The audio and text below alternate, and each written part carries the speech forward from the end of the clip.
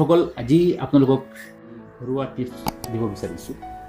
যিটো টিপছ মই ৰিচেণ্টলি মোৰ এজন সম্পৰ্ক মানুহৰ পৰা জানিব পাৰিছোঁ আৰু এইটো ইমপ্লিমেণ্ট কৰি বা এইটো ব্যৱহাৰ কৰি তাৰ 100% প্ৰমাণ পাই আপোনালোকৰ লগত শ্বেয়াৰ কৰি আছোঁ।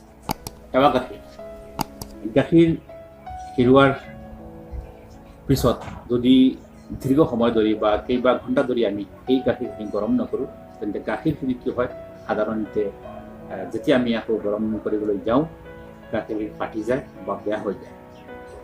এনে ক্ষেত্ৰত আমি কি কৰোঁ, বেছিভাগেই এই গাখীৰখিনি পেলাই দিওঁ আৰু পেলোৱাৰ পিছত আমাৰ বহুত প্ৰকাৰৰ লোকচান হয় বা আমাৰ মনত দুখ লাগে, কষ্ট হয়।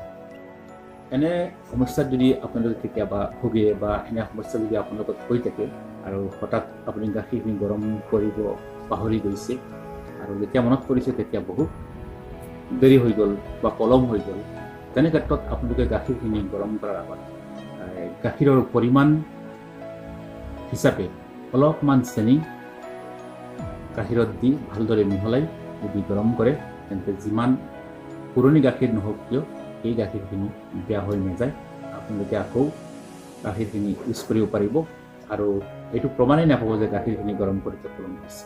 গতিকে চেনিখিনি দি ট্ৰেইন দিব। যদি 1 লিটাৰ গাখীৰ হয়, 1 চামুচ দিলেই হ'ব চেনি, আৰু যদি অলপ বেছি হয়, মোটামুটি আপোনালোকে গাখীৰ যদি গৰম কৰাত বেছি পলম হৈছে বা গৰম কৰিবলৈ আপুনি পাহৰি গৈছে, তেন্তে সেই গাখীৰখিনি গৰম কৰাৰ আগত অলপমান চেনি দি